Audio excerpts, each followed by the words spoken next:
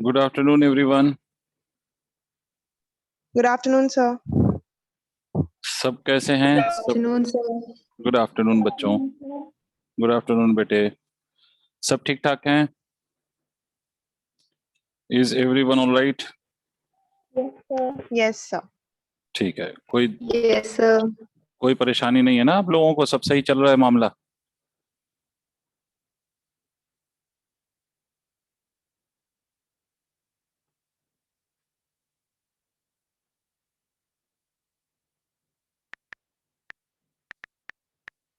Last class में कहाँ तक पहुंचे हैं बच्चों?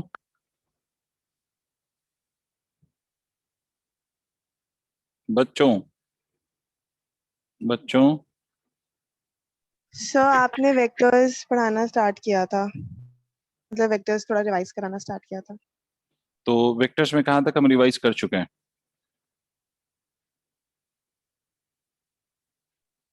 सर आपने वेक्टर्स का एडिशन करवाया था, ट्रायंगुलर मेथड और ठीक है, पैरेललोग्राम मेथड। गुड। वेक्टर्स का हमने आपको एडिशन सिखा दिया था। वेक्टर का रिजोल्यूशन बताया क्या मैंने आपको?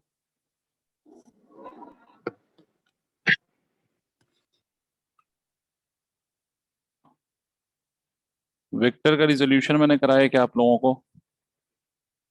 नहीं सर, नहीं, रेजोल्यूशन नहीं करवाया। रिजोल्यूशन नहीं करवाया, ठीक है। ठीक है, तो वेक्टर का रिजोल्यूशन नहीं करवाया तो इस पे जरा सा छोटी सी बात कर लेते हैं जल्दी से, और उसके बाद फिर हम आगे बढ़ते हैं। फिर हम वापस इलेक्ट्रोस्टैट्स पे आएंगे, but before doing that we need to discuss what is resolution of vectors. तो देखो बेटा, पहली बात तो ये समझो, आप एक बात समझो कि अगर मान लो मैं आपसे कहता हूं कि देयर इज अ ब्लॉक, मान लीजिए मैं आपसे कहता हूं कि यहाँ एक ब्लॉक है, ऐसे यहाँ एक ब्लॉक है आपका, and you can see this block this right here. ये एक ब्लॉक है और इस पे आपने कोई फोर्स लगा दिया, you have applied a force like this. अब मुझे एक बात बताइए, अगर आपने ये ब्लॉक लिया और इस ब्लॉक पे फोर्स लगा दिया और ये फोर्स ऐसे लगाया है, ठीक है, ये फोर्स एफ है, तो what do you expect, in which direction do you think this block will move? Block कैसे मूव करेगा, किस डायरेक्शन में? सर जिस डायरेक्शन में फोर्स लगाया उसी डायरेक्शन में मूव करेगा। Very good Aamna, but others are also requested to speak whenever I ask. बाकी लोग भी प्लीज रिस्पॉन्ड करें तो अच्छा लगेगा।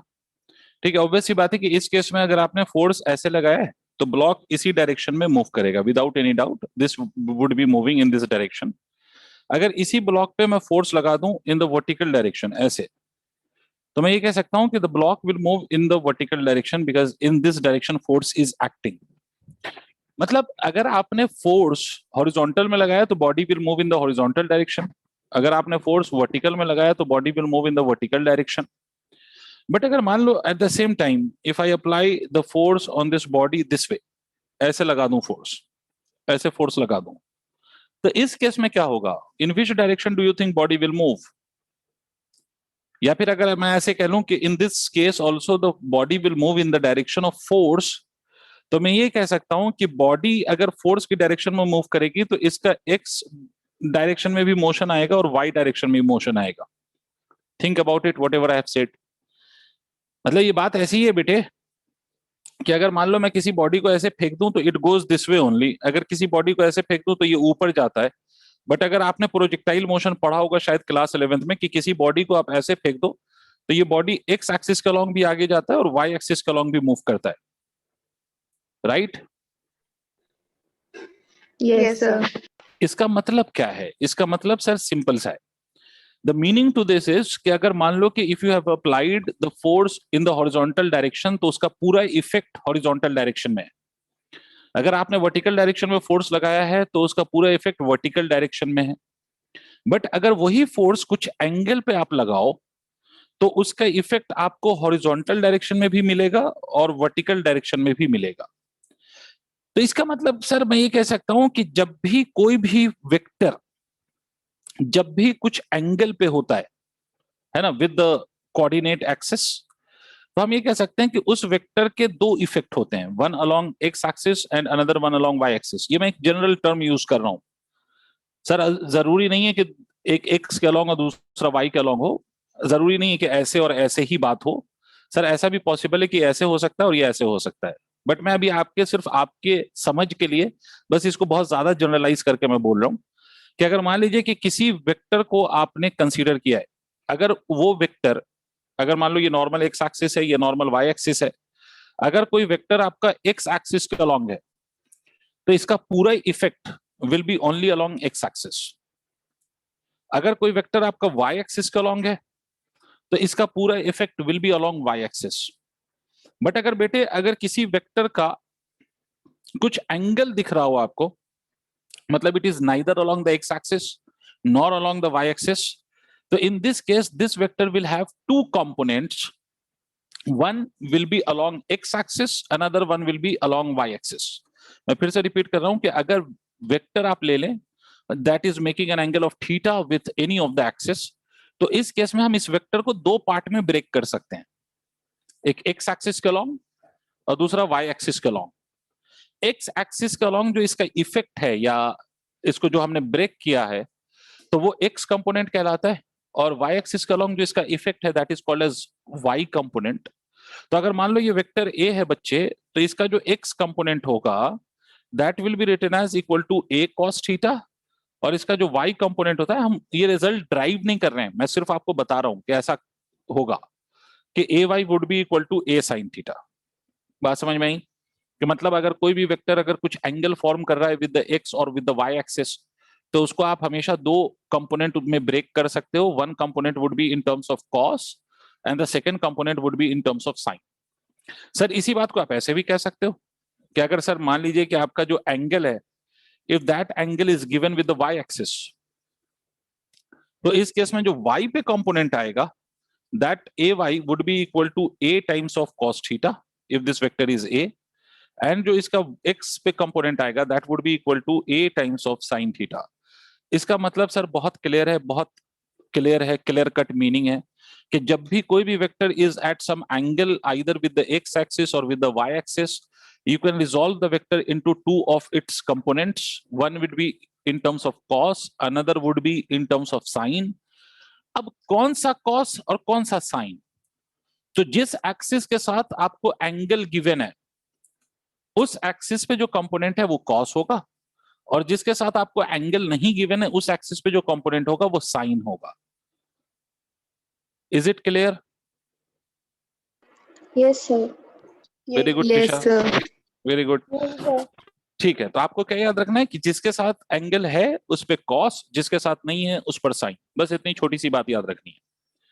अब बेटा इस रिजोल्यूशन का we will basically use this resolution to add vectors. एक तो वेक्टर का आपने एडिशन देखा था बच्चे कि वेक्टर का एडिशन का फॉर्मूला आपने पढ़ा था कि under root a square plus B square plus of 2ab cos theta, this you have already studied. अब बेटा दूसरा मेथड जिससे हम वेक्टर को ऐड कर सकते हैं that is the method of resolution. अब वेक्टर को रिजॉल्व करके भी ऐड कर सकते हो, वो मैं आपको सिखा देता हूं अभी, और उससे रिलेटेड एक क्वेश्चन आप ट्राई करेंगे तो एक बिल्कुल क्लियर हो जाएगी, जितना हमें वेक्टर चाहिए वो आपको आ जाएगा। उसके बाद फिर हम will go back to the electrostatic part that is Coulomb's law. ठीक है, तो आप देखो इसको, how do we use this resolution method for addition of vectors. तो इसको समझने के लिए आप समझें, पहले I am taking an example with some data. मैं आपसे कह रहा हूं कि मान लो ये एक वेक्टर है, बोलो टीशा इस वेक्टर का मैग्नीट्यूड मैं कितना लूं, 1 लूं, 2 लूं, 10 लूं, 5 लूं? What magnitude you want me to take for this vector? 5 ले लो सर। 5 ले लो सर, चलो 5 ले लिया सर। ठीक है, okay, moving on. I have another vector which you can see, ये रेड वाली लाइन से दिखा रहा हूं मैं। Let this vector is 2। एक और वेक्टर मैं ले रहा हूं, let this vector is 10 root 2। ठीक है, आई हैव टेकन 3 वेक्टर्स, और मैं आपको ये बता देता हूं कि ये वाला जो 5 वाला वेक्टर है it is at an angle of 37 degree, और ये वाला जो वेक्टर है it is at an angle of 45 degree with the x axis. ठीक है, इससे पहले कि मैं इसको रिजॉल्व करूं और एडिशन आपको सिखाऊं, पहले मैं बता दूं साइन 37 की वैल्यू होती है 3/5। You have to remember these values. Cos 37 की वैल्यू होती है 4/5, ये आपको याद रखना है। Sine 37 is 3/5, cos 37 is 4/5। अब देखिए प्रॉब्लम क्या है, टिशा या जो भी बच्चे भी कनेक्टेड है, मैं भूल जाता हूं, आमना, जितने भी बच्चे कनेक्टेड है वो मेरी बात सुने। भाई प्रॉब्लम क्या है? प्रॉब्लम सर, दिव्यांशी, अनुष्का, ये बात समझो कि ये जो फॉर्मूला था ना sir, under root of A square plus of b square plus of 2ab cos theta, ये वाला जो फॉर्मूला था, this formula is only applicable to add two vectors at a time. मतलब अगर आपके पास दो वेक्टर हैं तो दो को आप ऐड कर सकते हो यूजिंग दिस फॉर्मूला, राइट? लेकिन सर सोचो, अगर if you have more than two vectors, तो फिर तो इस फॉर्मूले में कहीं पर थर्ड वेक्टर का कोई है ही नहीं। मतलब ए और बी को ऐड कर सकते हैं, सी अगर थर्ड वेक्टर है तो सी को तो इस फॉर्मूले में एकोमोडेट नहीं कर सकते हो ना। समझ रहे हो आप मेरी बात? तो इसके लिए लोगों ने कुछ मेथड्स बनाए। एक one of the method is polygon rule, जिस पे मैं डिस्कशन नहीं करूंगा क्योंकि वो ऐसे भी आपको यूज नहीं करना है। But the second way of adding more than two vector was this resolution method. इस मेथड में हम करते क्या हैं? इस मेथड में सबसे पहला स्टेप है कि जितने आपके वेक्टर्स हैं उसका आप एक्स कंपोनेंट और वाई कंपोनेंट ले लें। मतलब आप सारे वेक्टर को रिजॉल्व कर लो into its x component and in its Y component. पहला काम तो ये करो। अब मुझे एक बात बताओ, इस 5 वाले वेक्टर का एक्स कंपोनेंट कितना होगा? एक्स कंपोनेंट अगर चाहो तो मैं अलग कर देता हूं। 4। ये 37 है, ये 5 है। अब बताओ। हेलो हेलो, हाँ So जी सर, 4 सर। 4 5 cos 37 होगा, 4 sir. तो ऑब्वियसली बात है cos 37 इज 4/5, तो 5 से 5 कैंसिल हो जाएगा। देखो 5 इंटू 4/5 आएगा ये, तो 5 से 5 कैंसिल हो गया, तो this will be equal to 4। तो यहां सीधा सीधा आप लिख दीजिए 4। और इसका y कंपोनेंट आप लिखेंगे कितना बेटा? 3 वेरी गुड। इसका y कंपोनेंट वुड बी 3, क्योंकि ये 5 sin 37 होगा, तो 5 इंटू 3/5, तो this will be equal to 3। ठीक है। अच्छा, 2 वाला जो वेक्टर है, ये 2 वाला मैग्नीट्यूड जिसका 2 है, इसका y कंपोनेंट कितना होगा? 0 सर, 0। 0 0 सर, बिल्कुल सही बात, वेरी गुड बेटा। अगर वेक्टर एक्स एक्सिस का लॉन्ग है तो उसका कोई कंपोनेंट y पे नहीं होता, और अगर वेक्टर y एक्सिस का लॉन्ग है तो उसका कोई कंपोनेंट x पे नहीं होता। सीधी सी बात है। तो इसका x component is 2 but y component is 0। Okay, what about the third one, 10√2? Sir दोनों तरफ 10 होएगा। वेरी गुड, सर, दोनों 2 तरफ। √2। नहीं बेटा, 10√2 है बेटे। तो 10√2 और ये वाला एंगल 45 है, तो 10 cos 45, 10√2 into 1/√2, 10 sin 45, 10√2 yes. Into 1/√2। तो √2 will cancel out and you will get on either side you will get 10। अब मुझे एक बात समझाइए कि this is in the second quadrant where x is positive or negative? Negative negative. Very good, तो यहां minus लगा दो। Means the component which is on negative axis उसके साथ माइनस लगा लो, और जो कंपोनेंट पॉजिटिव है उसके साथ प्लस साइन लगा लो। If both the components are negative तो दोनों के साथ माइनस लगेगा। तो इस बात का भी ध्यान रखना कि whether the component that you have got is positive और नेगेटिव, उसको भी ध्यान रखना। If it is positive use the plus sign, if it is negative use the minus sign. अब जब आपने इतना कर लिया तो आपको करना कुछ नहीं है, you just add all these x component and add all these y component separately. अगर आप ये सारे एक्स कंपोनेंट को ऐड करेंगे तो कितना आ जाएगा? -10 और 6 will become equal to -4. This is your all the x component of the vectors. और इधर अगर आप ऐड करेंगे तो you will be getting y component that would be equal to 13. Is it clear? मतलब अल्टीमेटली क्या हुआ कि ये सारे वेक्टर आप हटा दो और आप ये सारे वेक्टर को रिप्लेस कर दो by only 2 vector, one is 13 and another one is -4 because it is minus, so I should draw it in the negative direction. देखो ये 13 बच गया और ये क्या बच गया? -4। मतलब you have ultimately only 2 vectors, one is 13 and another one is -4। तो बेटा क्या हुआ कि इन सारे वेक्टर को I have just replaced by 2 vector, one along x axis and another one along y axis. तो अब मुझे इन दोनों वेक्टर का सिर्फ रिजल्टेंट निकालना है।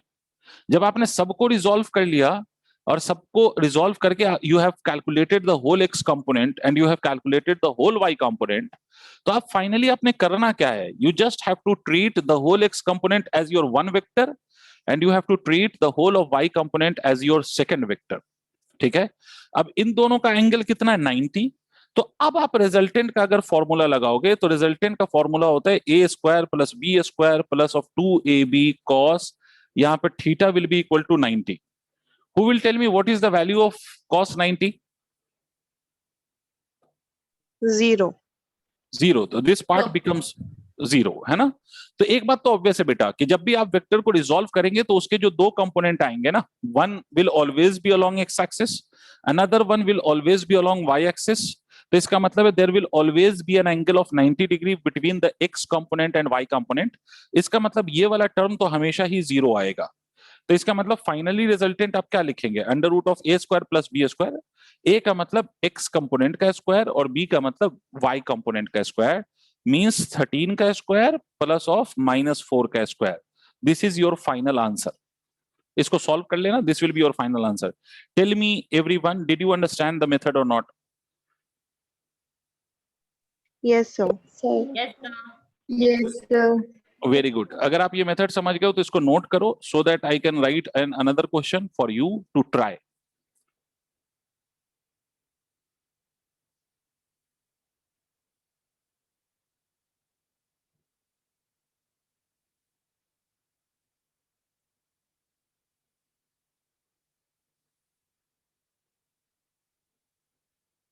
Okay, good. If it's done, then I'm writing an another question for you. Okay, good, Mayatri. चलो एक क्वेश्चन फॉर्म करते हैं। कुछ भी फॉर्म कर देता हूं मैं। ये मान लो I have one vector of 2, the vector is having a magnitude of 2. The another vector is this which is making an angle of 37 degree with the y axis. ठीक है, याद रखना कि y axis के साथ इसका एंगल 37 है। This vector has a magnitude of 10. The another vector I have is this vector and it is also making an angle of 37 degree but with x axis, और इस वेक्टर का जो magnitude है that is 5। ठीक है, and the last one is your this vector which is along x axis and the value of this vector is 4। clear? You have to tell me the magnitude of resultant of all these vectors and please try to solve ताकि मुझे और कोई और question इस पे करवाने की जरूरत ना पड़े और हम वापस इलेक्ट्रोस्टैट्स पे जा सकें। तो इसलिए देखो और कोशिश करो। Everyone please try.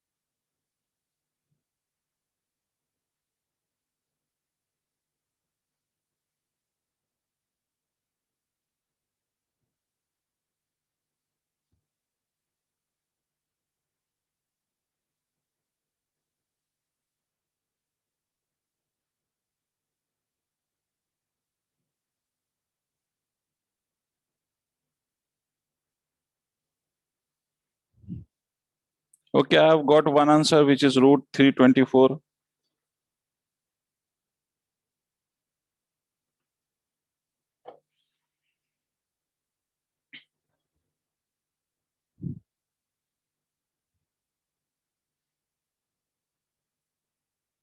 I have got one answer. I'm still waiting for another answers from other students. Maitri has already sent me the answer, which is root 324. Okay, Maitri, let others also solve.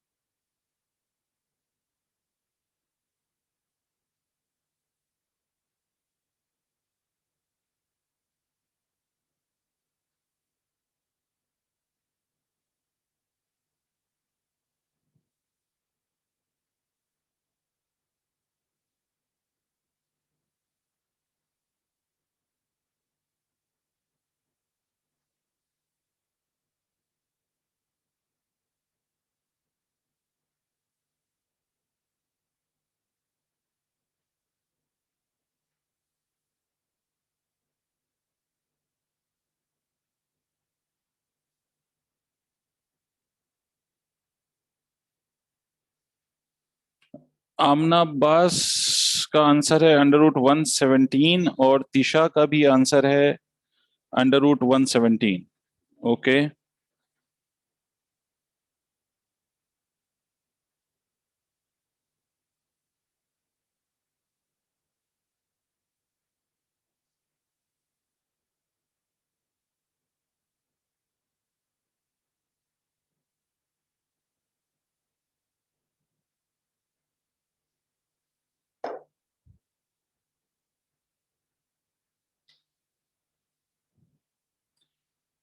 आमना का answer आ गया, टीशा का answer आ गया, और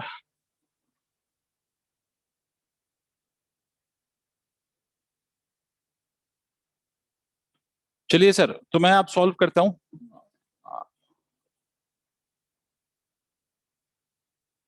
Anushka, what about you बेटा?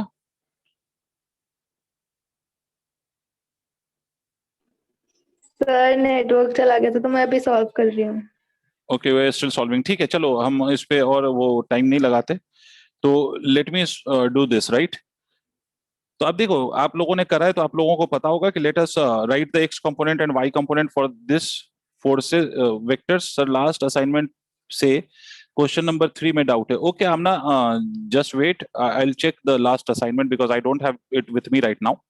तो मुझे 2 minute दो, पहले मैं ये सॉल्व कर देता हूँ, उसके बाद इन बिटवीन मेरे पास असाइनमेंट में मंगवा लूंगा, then I will tell you.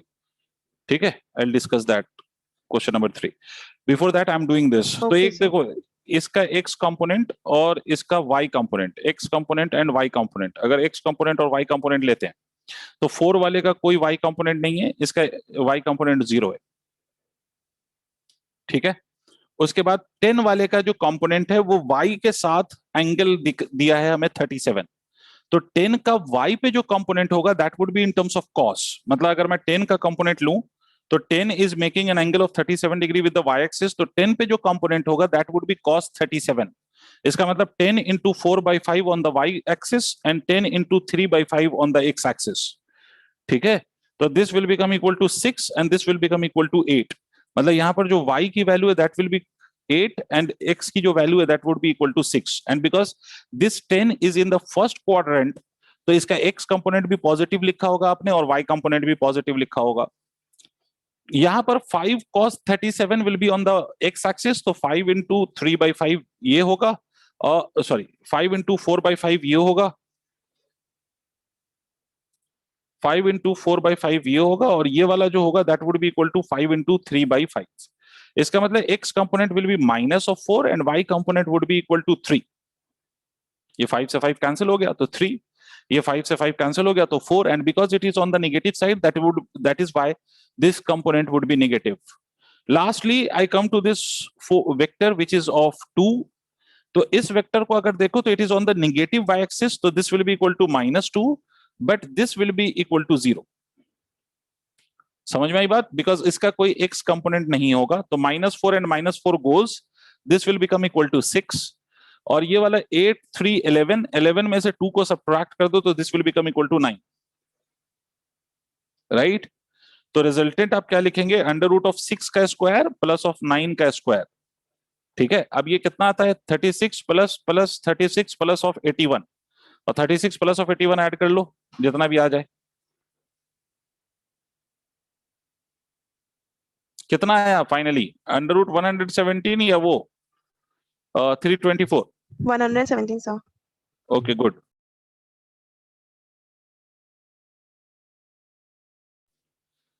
Okay, √117 तो किसका गलत हो गया? सर वो मैंने गलती से कुछ और ऐड कर दिया था सर। अच्छा, गलती कर दी आपने। ठीक है, चलो अब समझ आ गया, बिल्कुल क्लियर है। Should I take another problem on based on this और वी कैन प्रोसीड नाउ?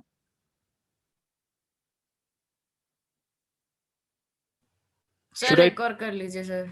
एक और कर लीजिए बेटा, एक बच्चे की डिमांड है कि सर एक और कर लीजिए, तो चलो 1-2 मिनट में जल्दी से हम एक और कर लेते हैं, सो दैट उसको भी कॉन्फिडेंस डेवलप हो जाए। Then we will start the Coulomb's law in vector form.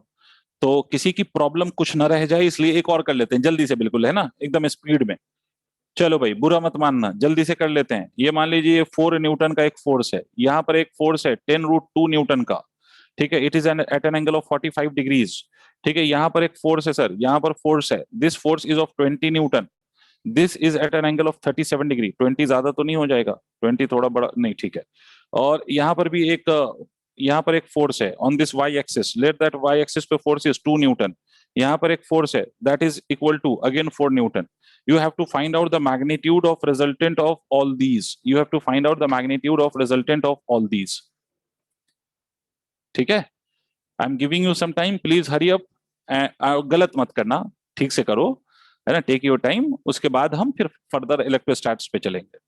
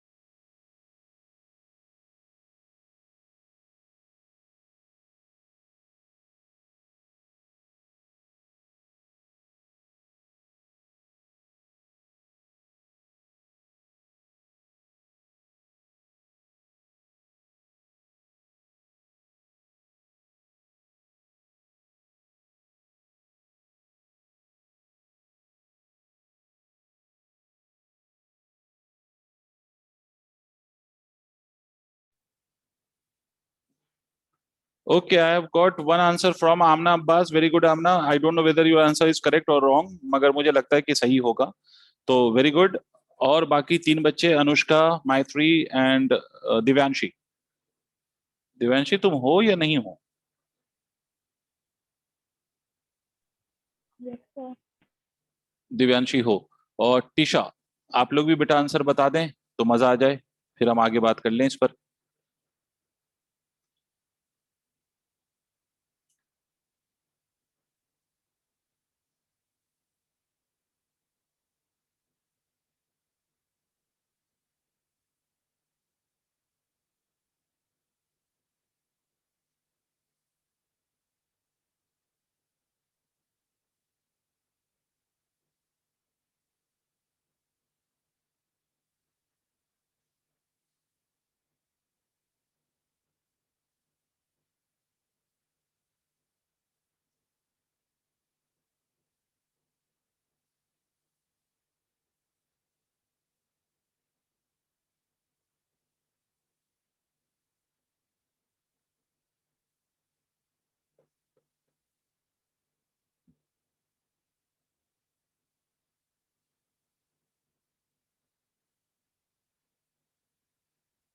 Maitri का आंसर आ रहा है 484। ओके,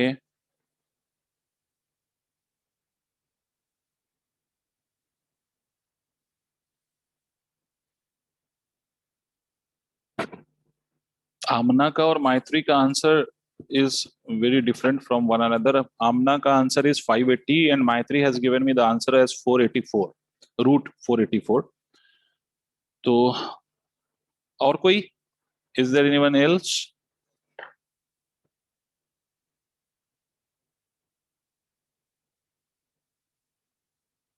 टिशा का answer is different, 10 root 2। 10 root 2 का मतलब ये हो गया कि 10 मतलब 100, 100 मतलब root under 200। Tisha's answer is under root 200। Amna का आंसर अलग, माइत्री का अलग, और टिशा का आंसर भी अलग। I am waiting for Divyanshi and Anushka now.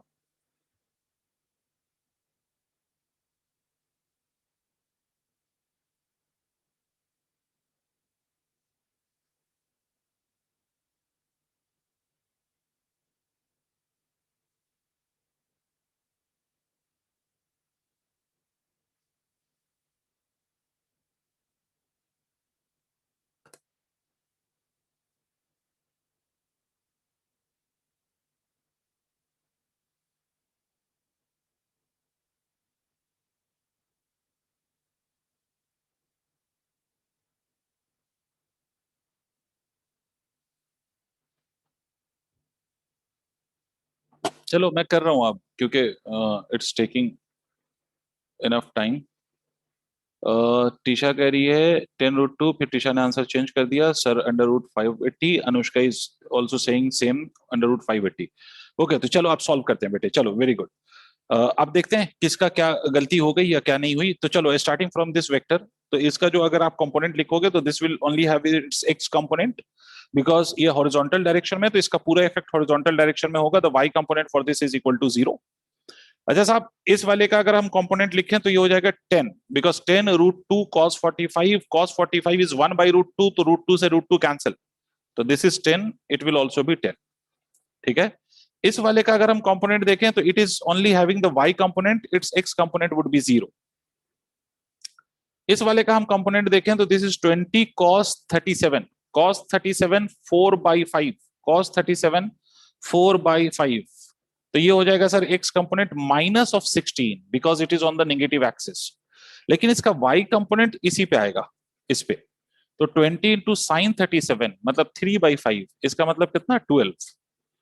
अब आते हैं लास्ट वाले पे, it is on the negative y axis, तो ये हो जाएगा सर -2, बट इसका x कंपोनेंट इज स्टिल 0। तो अब इस पे लिखते हैं चीजों को, तो ये कितना हो गया 14, 14 और 16 में से 14 गया तो ये हो जाएगा -2। और ये वाला अगर आप देखेंगे तो ये हो जाएगा सर 12 + 4 16, 26, 26 में से 2 सबट्रैक्ट कर दो तो this will become equal to 24। Correct है भाई? आप लोगों का ये आया है, प्लीज टेल मी यस और नो। हाँ सर, ये सब तो Yes, sir. समझ रहे हैं। ये आ गया था, वेरी गुड। तो ये कितना हो जाएगा, ये अगर आप सॉल्व करेंगे तो ये हो जाएगा 24 स्क्वायर्ड प्लस ऑफ 2 का स्क्वायर, बिकॉज नेगेटिव का भी स्क्वायर करोगे तो पॉजिटिव ही आएगा, तो that is why I am directly writing 2 square. So this will become equal to 576, that is the square of 24 plus of 4, that will be equal to √580, or 580 is the correct answer which was first given by Amna. Very good Amna. उसके बाद ये answers किसने किसने मुझे दिया है? Anushka has also given the same answer, Tisha also have given the same answer. There is a, हाँ हाँ जी, सर मेरे को पूछनी, सर यहाँ पर 2AB क्यों नहीं किया हमने? 2AB बेटा इसलिए नहीं किया because whenever you have two component, one along x axis, देखो इसको पढ़ते हैं, इसका क्या मतलब है एक्स कंपोनेंट, इसका मतलब है कि ये एक्स एक्सिस के अलोंग है, और ये जो भी रिजल्ट आया ये वाला पूरा रिजल्ट किसके अलोंग है, एक्स एक्सिस के अलोंग है।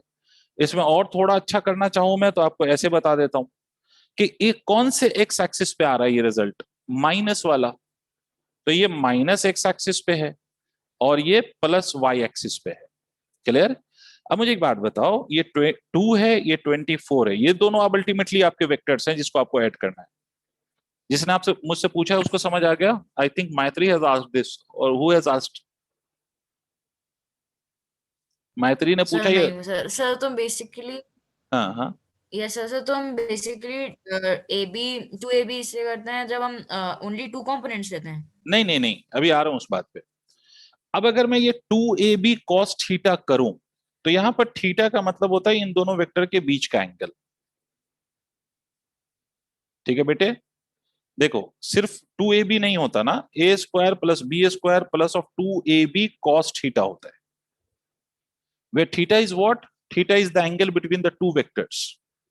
और यहां पर ये थीटा की वैल्यू कितनी है, तो थीटा की वैल्यू 90 डिग्री है ना बेटा, सोचो। हाँ सर, हाँ सर। तो यहां पर cos 90 कितना हो जाएगा, इट विल बिकम 0, तो I will left with only 2 of these, that is √A² plus of B²। समझे? तो सर क्या ये हमेशा यस होगा? सर। ये तो अगर क्वेश्चन आपके मन में आए कि सर ये हमेशा होगा, यस, इस वाले सिचुएशन में तो हमेशा होगा। Why? because you are resolving every vector along two axes, one is x another one is y, और ये x और y हमेशा क्या होंगे, परपेंडिकुलर, तो इन दोनों के बीच का एंगल हमेशा 90 डिग्री होगा। तो whenever you have 90 degree angle between the two vectors, cos of 90 will become 0, and hence the only part left will be √of A² plus of B²। ठीक है मैत्री? हाँ सर, सब सही था सर, बस मैंने cos थीटा की वैल्यू गलत ले ली। अच्छा, what did you take the value of theta here? Sir, sir गलती से 1 ले ली थी, तो अच्छा वो याद नहीं था। अच्छा, चलो ठीक है। चलो, तो यहाँ के बाद now we again go back to the electrostatic. अब टॉपिक लिखिए, टॉपिक का नाम लिखिए। सर यस बेटा। सर मेरे असाइनमेंट वाला डाउट। Yes, your assignment. क्या मेरे पास आया है आपका असाइनमेंट अभी?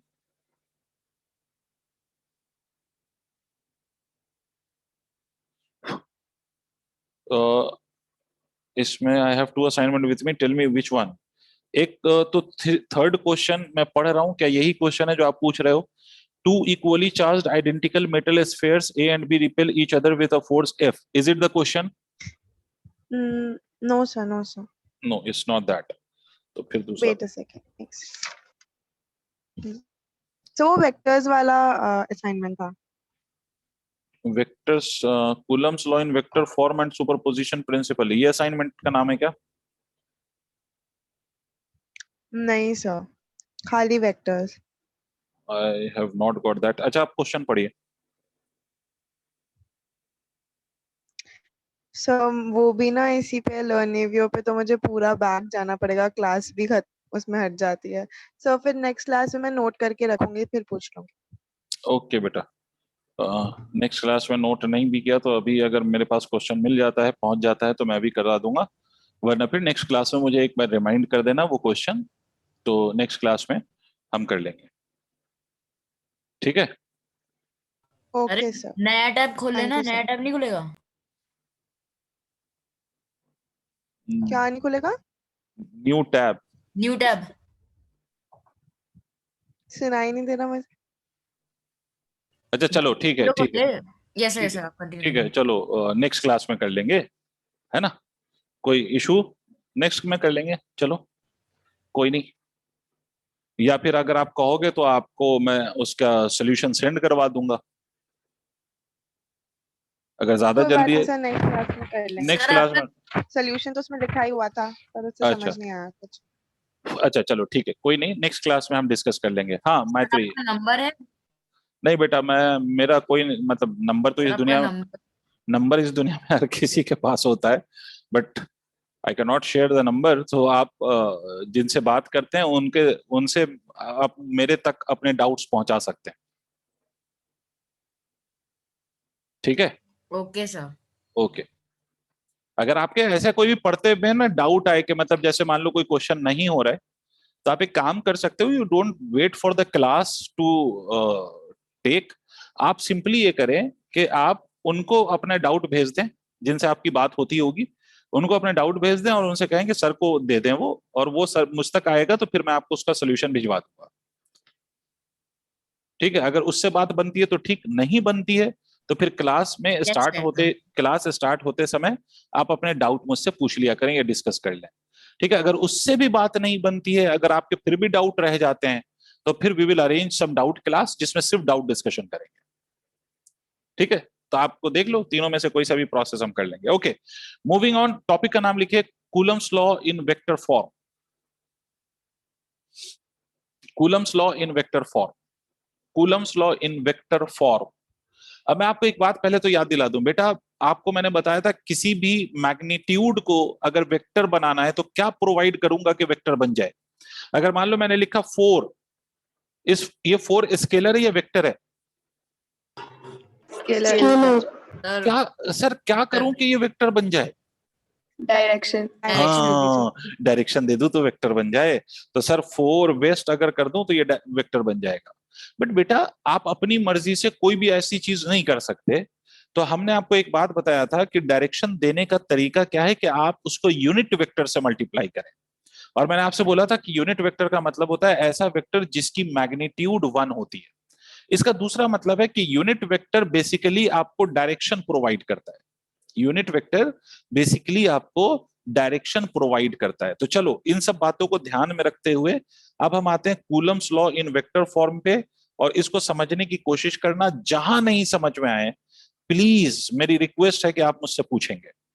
तो देखिए, मैंने आपसे बोला कि सर यहां पर मैं कोई चार्ज ले लेता हूं, let this be one charge and this be the another charge that I have taken in x y plane. Sir यहां पर जेड एक्सिस भी हो सकती थी क्या? हाँ, हो सकती है। अगर z हो जाएगा तो एक और टर्म ऐड करना पड़ेगा आपको, वो मैं समझा दूंगा कैसे। बट जनरली अगर आपको एक्स वाई प्लेन में दो चार्जेस हैं तो आपको सिंपली एक्स और वाई वाले टर्म ही यूज होंगे। तो देखिए सर, मान लो कि ये वाला जो चार्ज है, इस चार्ज का नाम है Q1 और इसका ये वेक्टर है। मतलब ये कौन सा वेक्टर है जो मैं बना रहा हूं, इसको देख के मुझे बताओ, इस वेक्टर को हम कौन सा वेक्टर कहते हैं? Sir position vector. Very good, position vector. बेटा हर बच्चे को आना चाहिए। और ये दूसरा वेक्टर है, ये फिर से पोजीशन वेक्टर। देखो इसका क्या मतलब है, इसका मतलब है कि ये दोनों पोजीशंस बता रहे हैं चार्जेस के with respect to the origin. Sir बहुत बड़ी बात हो गई, पता नहीं सर, समझ ही नहीं आया, रायता फैल गया सर। फिर से सुनो, मैं फिर से रिपीट कर रहा हूं कि सर पोजीशन के रिस्पेक्ट में ये पोजीशन और सॉरी ऑरिजिन के रिस्पेक्ट में ये एक चार्ज है, तो इसके पास ये दूसरा चार्ज है, ये ऑरिजिन के रिस्पेक्ट में, ठीक है। लेकिन अगर बच्चे मैं आपसे कहूं कि मैं चाहता हूं Q1 पे बैठ जाऊं, इमेजिन करो मैं Q1 पे बैठ जाऊं और मैं चाहता हूं Q2 को देखूं, Q1 पे बैठूं और Q2 को देखूं, तो मैं ये कह सकता हूं कि Q1 पे बैठ के मुझे Q2 इधर दिखाई देगा या नहीं? हाँ ना बोलना पड़ेगा भाई, यस सर। है ना। Yes, sir. इसका मतलब है कि this is the position of Q2 with respect to Q1। इसको हम कह सकते हैं this is the position vector of 2 with respect to 1, ठीक है। सिमिलरली मान लीजिए कि टिशा के मन में आया कि ठीक है sir, if you are sitting on Q1 and observing Q2, तो let me sit on Q2 and let me observe Q1। मतलब टिशा कहां बैठ गई? वो बैठ गई Q2 पे, और वो Q2 पे बैठ के किसको देख रही है? तो Q1 को देख रही है। ओ हो, वो देख रही है Q1 को, अरे भाई वो देख रही है Q1 को, एंड दिस इज R12, वो Q1 को देख रही है। मुझे एक लॉजिकली बताओ कि ये जो Q1 से Q2 का डिस्टेंस है या Q2 से Q1 का डिस्टेंस है, विल दैट बी सेम और डिफरेंट डिस्टेंस? सर इक्वल होएगा। सेम। इक्वल होगा, बिल्कुल Same. सही, बिल्कुल इक्वल होगा। बट दोनों में क्या डिफरेंस होगा? अगर मैं Q1 पे बैठ के Q2 को देखूं और Q2 पे बैठ के Q1 को देखूं, मतलब मैं Q1 पे बैठ के Q2 को ऑब्जर्व कर रहा हूं और Trisha is observing Q1 from Q2, तो दोनों में किस चीज का डिफरेंस आएगा? एक नेगेटिव Direction. वेरी गुड, एक Time. नेगेटिव एक पॉजिटिव, या आप कह सकते हो उससे अच्छी चीज कि डायरेक्शन ऑपोजिट होगी। If you are sitting on Q1 and observing Q2, तो आपकी डायरेक्शन मोर और लेस राइट वर्ड है, और अगर आप Q2 पे बैठे हो और Q1 को ऑब्जर्व कर रहे हो तो आपकी डायरेक्शन इज टुवर्ड्स लेफ्ट, मोर और लेस। क्लियर है? इसका मतलब सर मैं लॉजिकली भी ये कह सकता हूं कि ये vector R12 and vector R21 they are equal but opposite. पहली बात तो ये समझ में आई, है ना, वेक्टर फॉर्म में। But if I talk about the magnitude, तो मैग्नीट्यूड को मैं कह सकता हूं कि R12 का vector is equal to R21 का वेक्टर का magnitude, both are equal. Did you understand what did I say? Magnitude wise अगर हम देखें तो दोनों इक्वल है, डायरेक्शन वाइज अगर हम देखें तो दोनों ऑपोजिट है। क्लियर हो गई बात? कोई कष्ट? Yes sir. अब एक बात और समझो बेटा, एक और चीज को हम समझेंगे। ये वेक्टर है R1, देखिएगा, और ये जो R21 वाला वेक्टर है वो ऐसे है, this is your R21 vector, और ये वाला वेक्टर है R2 वेक्टर। याद करो ट्रायंगल लॉ में मैंने आपको एक बात बताया था कि ऐसे दो वेक्टर, एक वेक्टर का अगर हेड दूसरे वेक्टर के साथ टेल के साथ कोइंसाइड होगा तो the sum of the two vector is given by the third vector. Triangle लो याद करो, एक वेक्टर का हेड दूसरे वेक्टर के टेल के साथ कोइंसाइड करेगा तो resultant of the two will be given by the third. यहां पर इस ट्रायंगल को देख के मुझे बताइए किसका सम किसके बराबर होगा? Applying the same triangle law. So R1 और R21 का सम R2 के बराबर होगा। Very good, very good. हम R1 प्लस ऑफ R21, जिसको नहीं समझ में आया वो फिर से सुने, इसका हेड इसके टेल पे कोइंसाइड कर रहा है, तो इन दोनों का sum would be given by the third one, and third one is R2। तो यहां से R2 वेक्टर को हम लिख सकते हैं, R2 vector is this much, तो R21 वेक्टर को हम लिख सकते हैं R2 vector minus of R1 vector. ये भी मेथड है जिससे आप R21 लिख सकते हो। क्लियर है? यहां तक नोट कीजिए। Yes sir. Everyone please respond to me, यहां तक नोट कीजिए। और अगर कोई भी ऐसी चीज है बेटे जो आपको नहीं समझ में आए तो please ask me, I am here to solve your doubts. Done sir, very good Maitri. Anushka बेटा, did you understand this? Yes sir. Divyanshi अगर आप हैं तो बताइए क्या आपको समझ आ गया, आपने नोट कर लिया है? Can I erase this portion?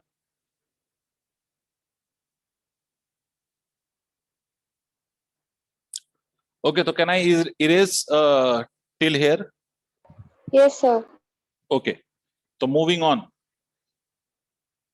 अच्छा, ऐसे ही सोचो, फिर से एक बार और सोचते हैं, ऐसे ही फिर से एक बार और सोचते हैं। देखिए, अब यहां आते हैं इस वाले पे, देखिएगा ये R2 का head is connected to R12, और इन दोनों का जो रिजल्ट आएगा that would be given by the third which is R1। देखिए यहां से ऐसे जा रहे हैं, ये रेड वाला और फिर ये वाला, तो मैं इस केस में कह सकता हूं कि R2 plus of R12 is equal to R1 vector. ठीक है, R12 vector can be written as equal to R1 vector minus of R2 vector. Is it clear?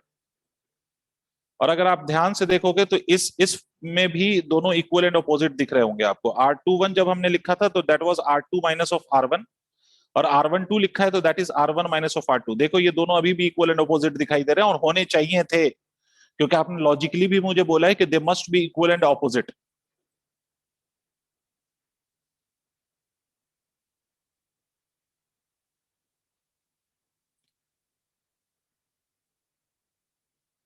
Done? Yes, sir, done. तो you have got R21, you have got R12। अब now we will be writing the force using the Coulomb's law. अब देखिए इसको मैं erase कर रहा हूं।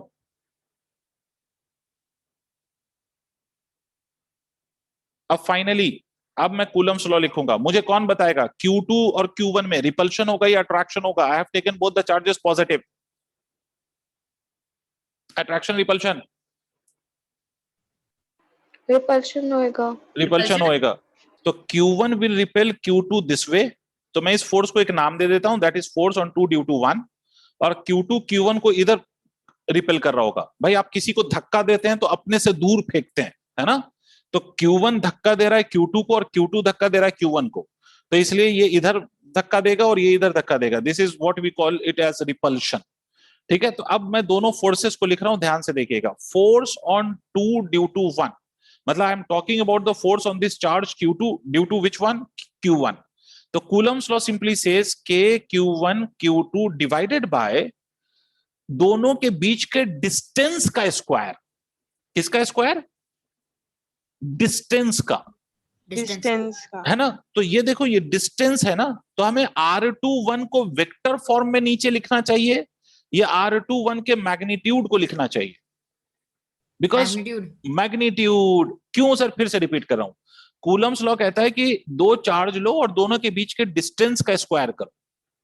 तो distance is a scalar quantity, that means it is only magnitude, नीचे कोई डायरेक्शन नहीं आएगा।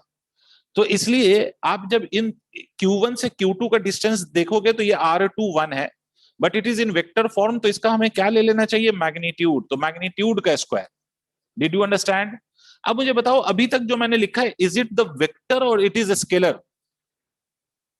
आप लोग सोच सोच के बताओ, नहीं आए तो प्लीज पूछो, ठीक से सोचो।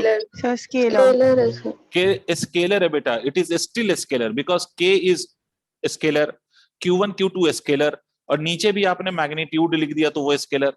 तो इस स्केलर को मुझे वेक्टर बनाना है, तो क्या करूं? ये अभी भी स्केलर है। अरे वाह बेटा, तो डायरेक्शन देने के लिए I will take unit vector, और यूनिट वेक्टर को हम लिख देंगे R21 cap. This is one of the way of writing the Coulomb's law in vector form. This is one way of writing the Coulomb's law in vector form. ठीक है, इसी को मैं और कैसे लिख सकता हूं? देखो, इसी को मैं ऐसे भी लिख सकता हूं।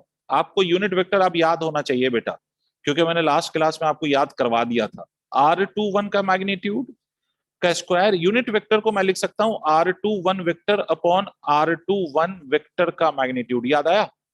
बिकॉज यूनिट वेक्टर का मतलब होता है vector divided by its magnitude.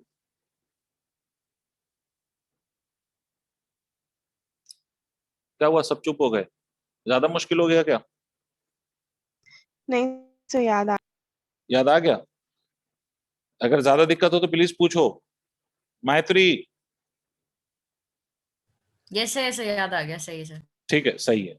Okay, तो F21 को even I can write this as KQ1 Q2 upon R21 mod और R21 का स्क्वायर। इसको अगर मल्टीप्लाई कर दूं तो R21 के मॉड का क्यूब हो जाएगा ये, और यहाँ क्या आ जाएगा, R2 वेक्टर R21 वेक्टर, ऐसे लिख सकते हो। इसी को मैं फर्दर और कैसे लिख सकता हूं, देखो अभी आपने R21 की वैल्यू लिखा था, तो F21 will be equal to KQ1 Q2 upon R21 के मॉड का क्यूब इनटू, इसको आप ऐसे भी लिख सकते हो R2 vector minus of R1 vector. This is also the way of writing the Coulomb's law in vector form. या तो ऐसे लिख सकते हैं या ऐसे लिख सकते हैं, आपको जो यूज होगा आपके क्वेश्चन में वो ये वाला यूज हो जाएगा। ठीक है, ये फॉर्मूला जनरली यूज होता है। तो वैसे ये भी वेक्टर फॉर्म है, ये वाला भी और ये वाला भी वेक्टर फॉर्म है, बट क्वेश्चन वेक्टर का इस पे बन सकता है, और कैसे बनेगा वो अभी हम सीखेंगे। तो पहले इसको नोट करिए, और कहीं अगर ऐसा कुछ भी है जो नहीं समझ में आया तो प्लीज पूछिए।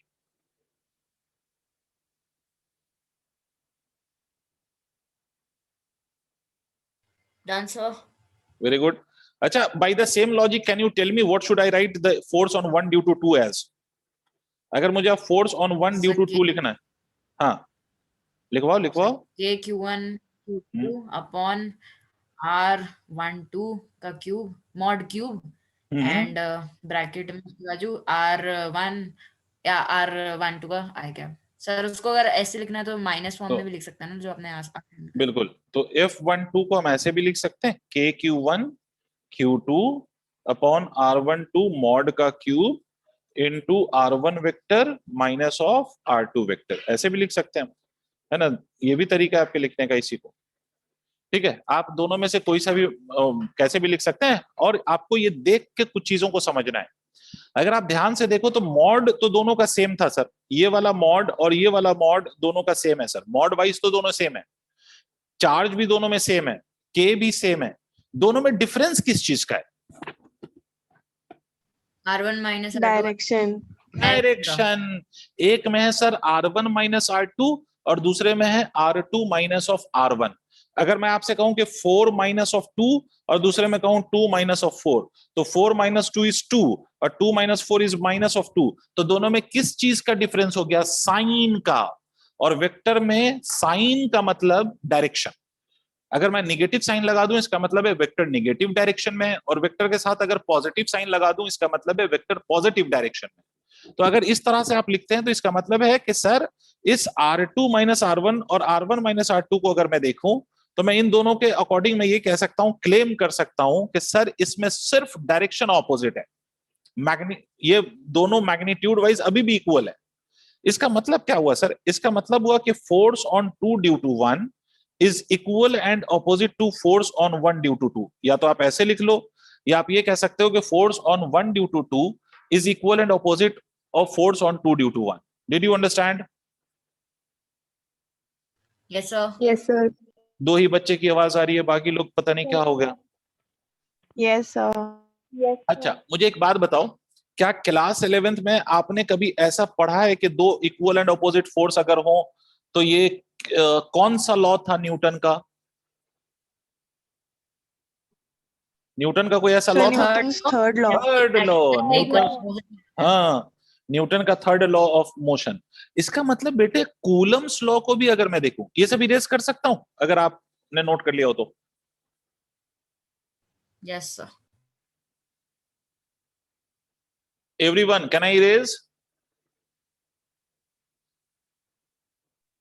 जी सर, कर दीजिए। Yes sir. ठीक है सर। अब मैं आपको एक छोटी सी बात समझाता हूं, उसके बाद फिर मैं आगे बढ़ूंगा। अब एक दो छोटी छोटी बातें समझिए, उसके बाद फिर हम एक आध क्वेश्चंस करते हैं, फिर डिफरेंट वैरायटी के क्वेश्चन हम कंसीडर करेंगे। अब देखिए सर, मैं आपसे एक बात बताऊं। सबसे पहली चीज, अगर आप ध्यान से देखें तो force on 2 due to 1, I told you that it will be equal to force on 1 due to 2। इसका मतलब मैं ये कह सकता हूं कि ये अगर एक चार्ज है और ये दूसरा चार्ज है, ये इस पे अगर फोर्स लगाएगा तो ये इस पे फोर्स लगाएगा, और कितना लगाएगा? इक्वल एंड ऑपोजिट फोर्स लगाएगा। इसका मतलब अगर मैं इसको फोर्स ऑफ एक्शन कहता हूं तो ये फोर्स ऑफ रिएक्शन है, और एक्शन और रिएक्शन दोनों इक्वल हैं। इसका मतलब from this I can simply conclude that कि आपका जो कूलम्स लॉ है, Coulomb's law, this Coulomb's law obeys Newton's third law of motion, law of motion. इसका मतलब है कि दो चार्ज के बीच में जो ये फोर्सेस लगते हैं, that always forms action reaction pair. अगर मान लो कि Q1 ने Q2 पे फोर्स लगाया and if it is considered as action, तो बदले में जो Q2 Q1 पे फोर्स लगाएगा, that would be the reaction of that. और ये दोनों एक्शन एंड रिएक्शन हमेशा इक्वल होंगे। This is one of the point which you need to remember. Now the next point sir, दूसरा पॉइंट क्या है सर? दूसरा पॉइंट याद रखिएगा, कूलम्बियन फोर्स का दूसरा पॉइंट, कि सर अगर मान लो मैंने दो चार्ज को इस लाइन पे रखा है, तो चाहे वो अट्रैक्ट करे या रिपेल करे, मैं एक एक वन बाय वन सब पे बात कर रहा हूं। मान लो ये चार्ज Q1 या Q2 है, मतलब दोनों पॉजिटिव हैं या दोनों चार्ज निगेटिव हैं, तो देयर वुड बी रिपल्शन, और repulsion will be along the line joining two charges. ठीक है, ये जो फोर्स होगा, चाहे वो रिपल्शन का हो या फोर्स ऑफ अट्रैक्शन हो, दोनों हमेशा उसी लाइन के अलोंग होता है जिस लाइन पे दोनों चार्जेस रखे हुए हैं। ठीक है, क्या मतलब सर? जैसे अगर मैं आपसे कहूं कि भाई ये अगर एक पॉजिटिव चार्ज है प्लस ऑफ Q1, ये अगर नेगेटिव चार्ज है प्लस ऑफ Q2, तो मैं इस केस में कह सकता हूं कि Q1 और Q2 एक दूसरे को अट्रैक्ट करेंगे, और ये अट्रैक्शन का फोर्स कैसे होगा? तो it will again be along the same line joining the two charges. क्या मतलब हुआ सर? इसका मतलब अगर मान लो कि मैं आपसे ये कहूं कि ऐसे रखे हुए हैं चार्ज, कि एक चार्ज यहां पर है और दूसरा चार्ज यहां पर है, तो इस केस में फोर्स कैसे लगेगा? इसी लाइन के अलोंग लगेगा, जो लाइन इन दोनों को ज्वाइन कर रही है उस लाइन के अलोंग लगेगा। समझ रहे हो आप मेरी बात? ठीक है, इसका मतलब कि आपके जो ये फोर्स हैं, कूलम्स के जो ये इलेक्ट्रोस्टैटिक फोर्स है between the two charges, it always acts along the same line joining two charges. और ऐसा कोई भी फोर्स जो उसी लाइन के अलोंग लगता है जिस लाइन के अलोंग आपने दो चार्जेस को रखा है, ऐसे फोर्स को हम सेंट्रल फोर्स कहते हैं। कैसा फोर्स कहते हैं बेटा? Central force. कैसा फोर्स कहते हैं बच्चों? Central force. Central force. समझ में आई बात? सेंट्रल फोर्स का ये मतलब नहीं कि सेंटर पे लगेगा। सेंट्रल फोर्स का मतलब ये है कि that will always act along the line joining two charges. इसका मतलब मैं लिख देता हूं, इलेक्ट्रोस्टैटिक फोर्स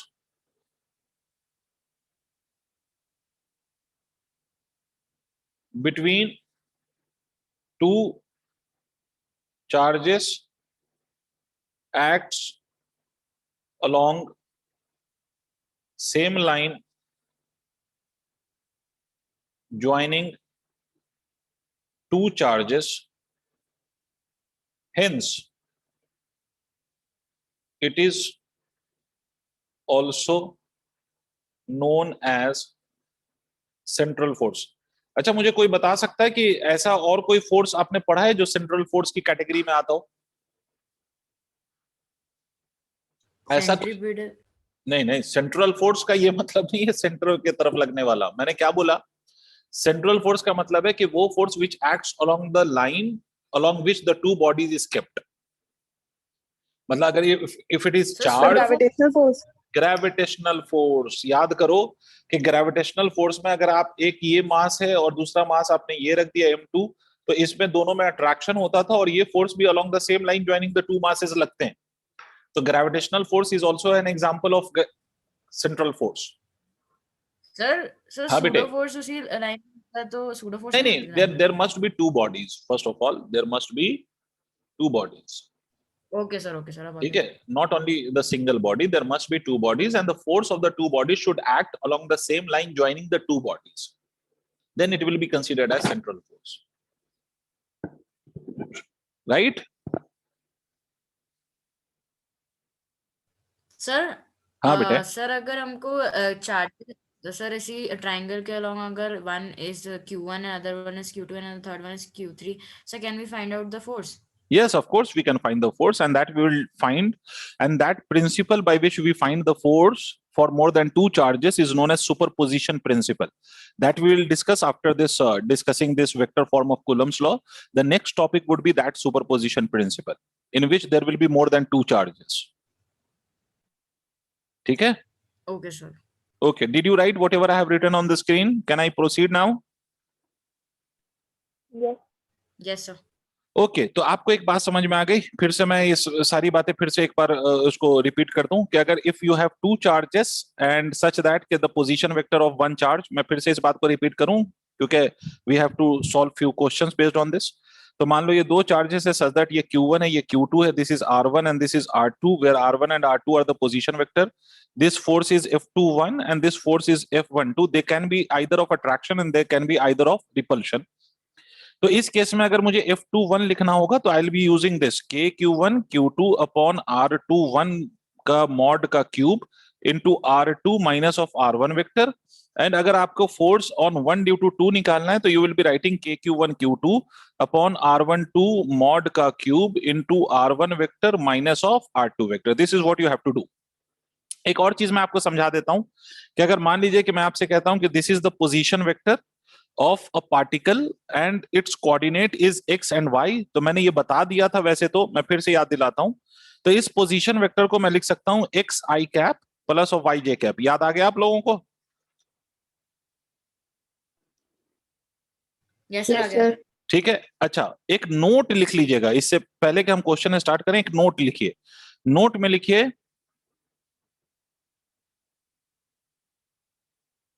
टू फाइंड या टू राइट, ऐसे लिख लीजिए, नॉट फाइंड, चलिए टू राइट कूलम्स लॉ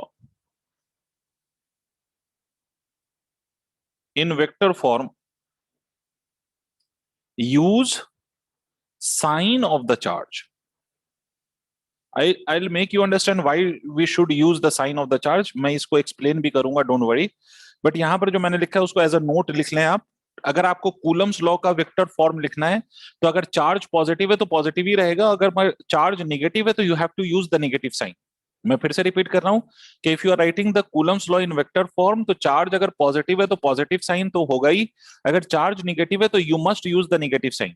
मैंने आपसे इसी में बोला था, अगर आपको याद हो तो मैंने आपसे बोला था कि अगर स्केलर फॉर्म में लिख रहे हो कूलम्स लॉ को, if you writing the Coulomb's law in scalar form, तो फिर आपको साइन यूज नहीं करना है। अगर चार्ज नेगेटिव है तब भी just write the magnitude. But यहां पर मैं आपसे कह रहा हूं कि if you are using the Coulomb's law in vector form तो चार्ज का मैग्नीट्यूड सिर्फ नहीं लिखना, उसका साइन भी आपको यूज करना है कि अगर इफ इट इज पॉजिटिव तो use the positive sign and if it is negative तो use the negative sign. I hope आपको मेरी बात समझ में आ गई है। तो let us start solving question. एक क्वेश्चन मैं सॉल्व करूंगा और दूसरा क्वेश्चन आप ट्राई करेंगे एज यूजुअल। तो देखिए पहला क्वेश्चन, कुछ भी मैं रैंडम क्वेश्चन ले रहा हूं, मान लीजिए कि एक्स कोऑर्डिनेट है, ये वाई कोऑर्डिनेट है, और आपसे मैंने बोला कि there is one charge somewhere here and there is another charge somewhere here, these are the two charges placed. और मान लो कि ये वाला जो चार्ज है दिस इज ऑफ 4 कूलम और ये वाला जो चार्ज है दिस इज ऑफ -2 कूलम। ठीक है, दूसरी बात मैं आपसे कह रहा हूं कि ये वाले चार्ज का जो कोऑर्डिनेट है, the coordinate of this charge is, let's say it is 4,6, means its x coordinate is 4 and y coordinate is 6, और इस वाले का जो कोऑर्डिनेट है, the coordinate of this one is equal to, इस वाले चार्ज का जो कोऑर्डिनेट है वो मान लीजिए आप कि इट इज समथिंग कितना, ये मान लो 8, इसका y कंपोनेंट मैंने कम कर दिया है तो ये 4, ऐसा मान। ठीक है, these are the x and y coordinate for this charge. Clear?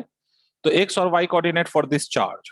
तो अब इस केस में क्या होगा, you have to write, question क्या है, write force on each charge in vector form. ठीक है, क्वेश्चन है कि we have to write the force on each charge in vector form.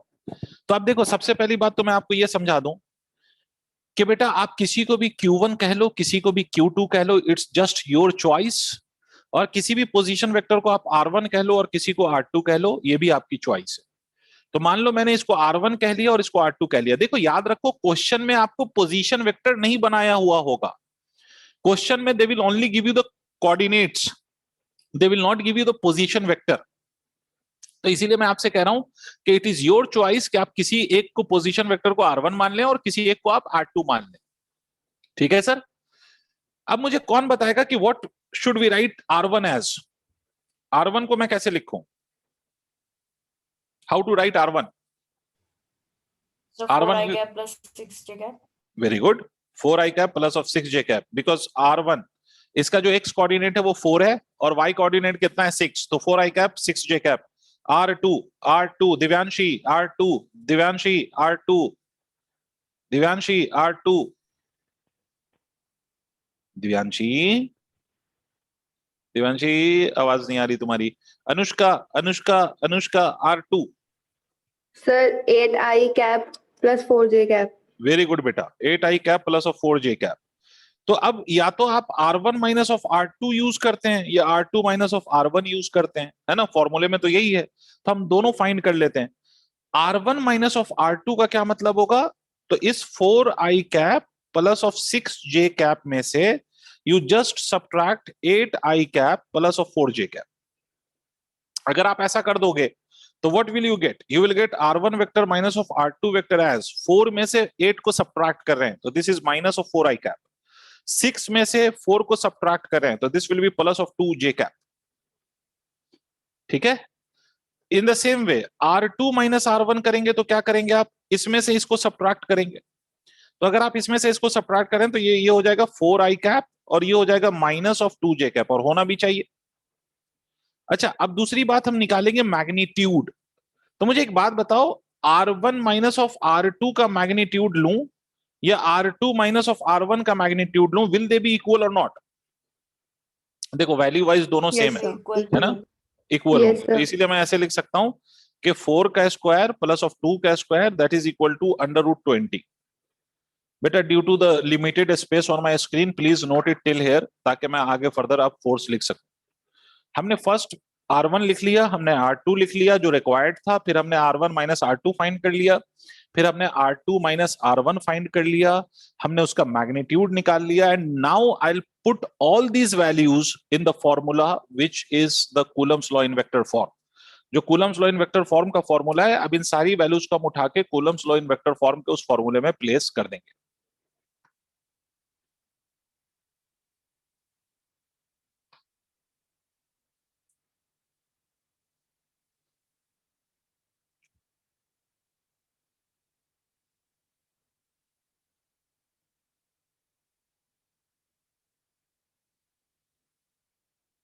हो गया? Done, sir. ओके, तो now let us write the force now. अब force आप लिख रहे हैं F21 पे, अगर आप लिखेंगे फोर्स तो आप लिखेंगे K की वैल्यू 9 × 10⁻⁹, और आपके जो चार्जेस हैं उसके साथ आप उसका साइन भी यूज करेंगे, तो 4 इज पॉजिटिव 2 इज नेगेटिव, तो 4 × माइनस ऑफ 2, और F21 लिया है तो मैग्नीट्यूड तो दोनों का सेम ही रहेगा, तो ये √20 का क्यूब इनटू, यहां क्या लिखोगे, r2 माइनस r1 या r1 minus r2? R2 minus R1। R2 minus r1, very good, तो आप R2 माइनस r1 लिख दीजिए। तो R2 minus r1 is nothing but it is 4i cap minus of 2j cap। यही हो गया vector form. अगर एक स्टेप और आपको दिखाना हो तो आप ये कह सकते हैं, ये वाला माइनस ऐसे भी लिख सकते हैं आप, फोर्स ऑन 2 ड्यू टू 1, ये 872 × 10⁻⁹ डिवाइडेड बाय ये हो जाएगा 20√20 इनटू, ये माइनस को अंदर मल्टीप्लाई कर दो तो आप इस बात को ऐसे भी लिख सकते हो, minus of 4i cap plus of 2j cap। This is how you can write. ठीक है, तो ये हो गया वेक्टर फॉर्म, बस इतना ही करना है, बाकी इसको अगर आप सिंपलीफाई कर सकते हो तो कर दो, इसको इसी फॉर्म में हम छोड़ देंगे। तो this is the vector form.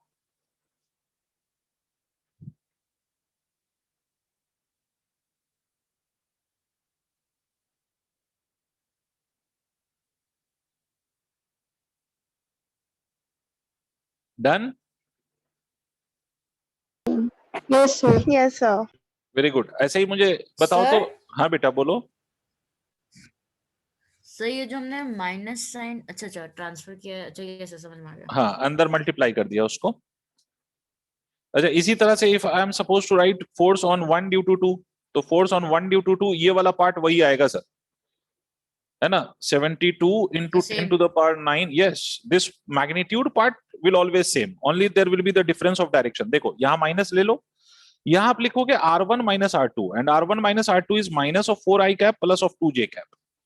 अब अगर इस माइनस को अंदर मल्टीप्लाई कर दो तो you will observe that this force will become 72 × 10⁻⁹ divided by 20√20, this will become equal to 4i cap minus of 2j cap. आप ऑब्जर्व करके देख लो कि इन दोनों में there is only the difference of the sign.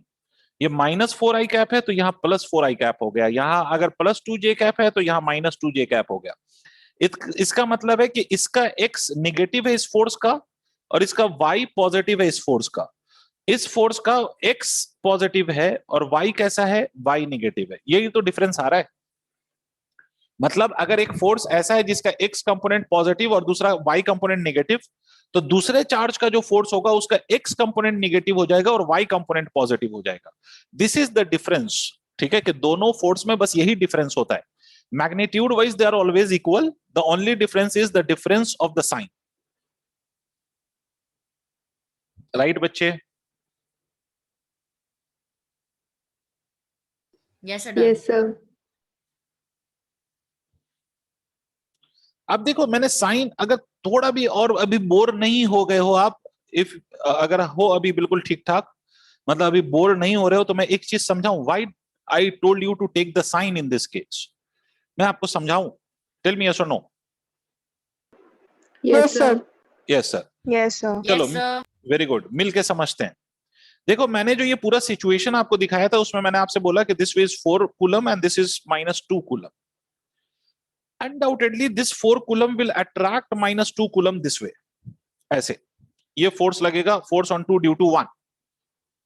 अगर आप इस फोर्स का कंपोनेंट देखें तो इसका ये x कंपोनेंट होगा और ये इसका y कंपोनेंट होगा। देखिए, क्योंकि फोर्स आपका ये वाला जो फोर्स है, it is neither along x axis nor along y axis, तो it will have two component, one along x axis and another one along y axis. अगर आप देखो तो इसका x कंपोनेंट नेगेटिव आ रहा है और y कंपोनेंट फोर्स का पॉजिटिव आ रहा है या नहीं? टेल मी यस और नो। Yes, sir. और इस वाले फोर्स को अगर आप ध्यान से देखो तो यही वाला जो फोर्स है जिसका x निगेटिव आ रहा है और y पॉजिटिव आ रहा है, तुम ध्यान से देखो, इसको मैंने सेकंड वाला कहा था, ठीक है, ये वाला मैंने सेकंड चार्ज माना था। तुम देखो इसके x के साथ माइनस लगा हुआ है या नहीं, और इसके y के साथ Yes, प्लस sir. लगा हुआ है। इसका मतलब इस फोर्स का x कंपोनेंट नेगेटिव और इस फोर्स का y कंपोनेंट पॉजिटिव। ठीक है, और यही आना भी चाहिए था। देखो क्लियर, यही आना भी चाहिए था और ये आ रहा है। और वो क्यों आ रहा है? बिकॉज आपने sign of the charge already consider कर लिया, इसलिए आपको एग्जैक्ट डायरेक्शन खुद ही पता चल गई। अच्छा, इसी तरह से इस फोर्स की बात करें, this force will be attracted towards this negative charge. तुम अगर इसका x कंपोनेंट देखो तो पॉजिटिव है और इसका y कंपोनेंट नेगेटिव है। टेल मी यस और नो। और इस फोर्स का नाम हमने रखा था Yes, sir. F12। इस फोर्स का नाम हमने रखा है F12। तुम देख लो F12 को। F12 का x कंपोनेंट पॉजिटिव और y कंपोनेंट कैसा है? नेगेटिव। यही तो मैं यहां पे भी दिखा रहा हूं, y कंपोनेंट नेगेटिव और x कंपोनेंट पॉजिटिव। क्या कुछ क्लैरिटी आई? Please tell me. सर हाँ जी। सर जो हमने ऊपर की वैल्यूज लिए हैं सर, उसमें क्या कहते हैं, नेगेटिव पॉजिटिव क्वाड्रेंट के हिसाब से आ रहा है ना? नहीं नहीं, it is not because of the quadrant, क्योंकि दोनों ही तो पॉजिटिव। हाँ हाँ, अच्छा, यहाँ पर बात कर रहे हो ना, यहाँ पर। हाँ सर, ऊपर। हाँ हाँ, सर, ये यहाँ वाला। हाँ। yes, it is because of the quadrant, because this fx is in the positive direction and this is in the negative direction. Yes sir, yes sir. ठीक है, और इस केस में अगर आप देखो तो इस केस में क्या होगा? इस केस में जो होगा ये वाला जो होगा और ये वाला जो होगा, इस केस में आप देखो कि ये fy आपका ऊपर आ रहा है और fx नीचे नेगेटिव में आ रहा है, तो ये पॉजिटिव है और ये नेगेटिव है। ठीक है, इसीलिए मैंने आपसे कहा है कि सर साइन आप कंसीडर करिए। अगर आप साइन कंसीडर करेंगे ना तो आपको फिर से दोबारा ये नहीं सोचना पड़ेगा कि इस फोर्स का कौन सा कंपोनेंट किधर आएगा। ठीक है, is it clear to all? Please tell me. Yes sir. एक ही बच्चा बोला Yes, sir. ओके। Yes, ऐसा sir. ऐसा एक और क्वेश्चन दे दूं, एक स्टेप थोड़ा ऊपर ले जाके करोगे ट्राई? हाँ ना बोलना पड़ेगा। एक क्वेश्चन Yes. और ऐसा Yes. दे दूं, ट्राई करेंगे। करोगे? करेंगे। थोड़ा सा एक स्टेप बस उसमें ऐड कर रहा हूं और कुछ नहीं, और मुझे पूरी उम्मीद है आप कर लेंगे। मैंने आपसे बोला कि सर ये एक चार्ज है, चार्ज में -2 कूलम यहां रख देता हूं, ये दूसरा चार्ज है, ये 4 कूलम का चार्ज है। इसका कोऑर्डिनेट है 1,1,1, इसके कोऑर्डिनेट है 2,3,4। ठीक है, आपको लिखना है force in vector form. Force in vector form लिखना है। ठीक है, आप देखता हूं मैं कि आपको कितनी बात समझ में आती है। मैं कुछ नहीं बताऊंगा, ये आप ट्राई करके देखिए कि वेदर यू अंडरस्टैंड और दिस और not and whether you can solve this और not.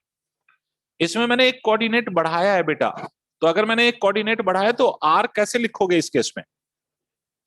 X i cap plus Y j cap के साथ कुछ और भी ऐड होगा या नहीं? Sir I K cap. A cap. A cap Z के कैप, वेरी गुड, करो।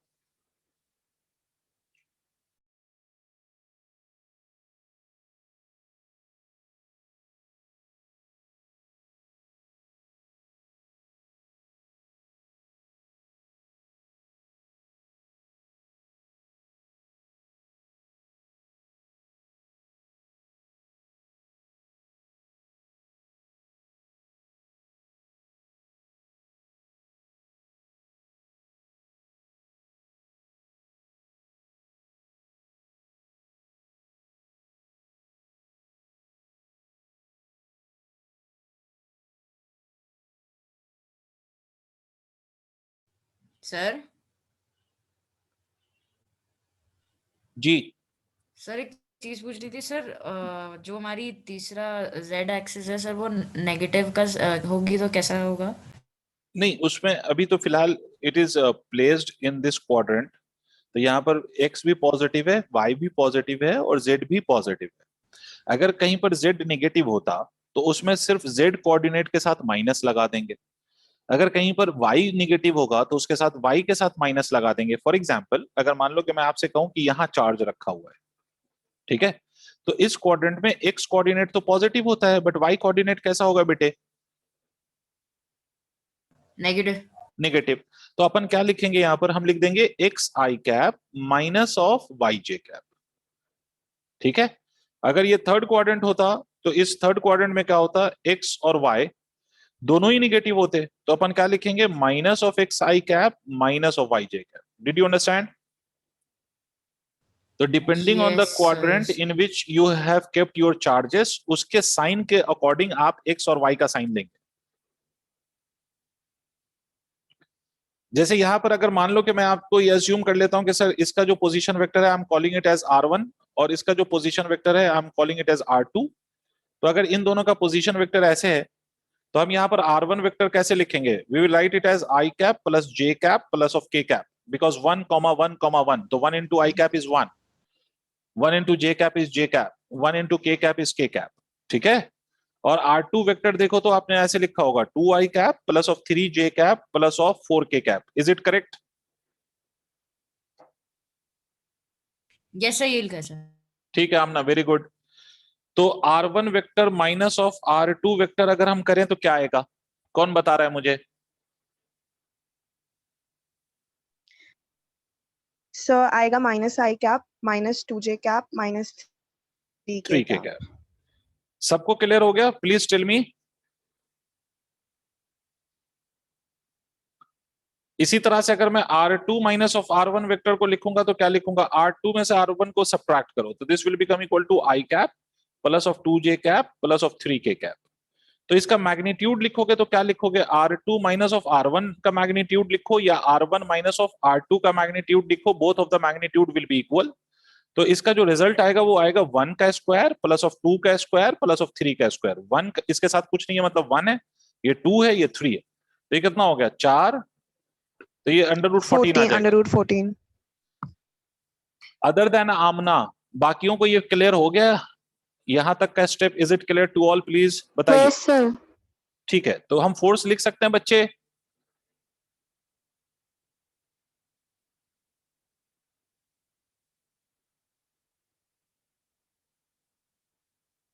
Yes बेटा sir, लिख सकते हैं।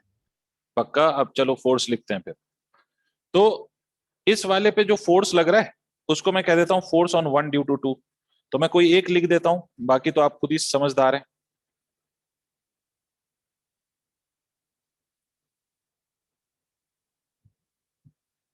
चलिए हम इस पे फोर्स लिख रहे हैं, इस -2 पे। तो फोर्स ऑन 1 ड्यू टू 2 हम लिख सकते हैं 9 into 10 to the power 9, again 4 into minus of 2 divided by 14 root 14। Cube अगर करोगे तो यही आ जाएगा ना, और हम 1 पे लिख रहे हैं, तो इसका मतलब R1 माइनस R2 लिखेंगे या R2 minus of R1? R1 minus R2. तो minus of I cap minus of 2J cap, सबकी आवाज नहीं आ रही है, माइनस ऑफ 3K कैप, तो force on 2 1 due to 2, this will be equal to 72 into 10 to the power 9 divided by 14 under root 14।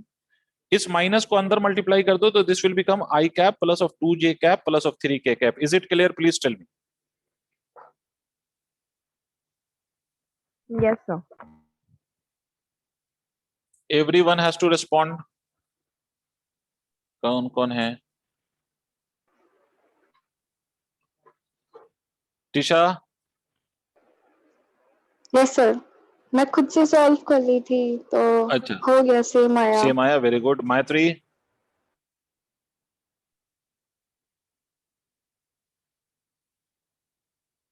मैत्री? दिव्यांशी? समझ आ गया दिव्यांशी आपको?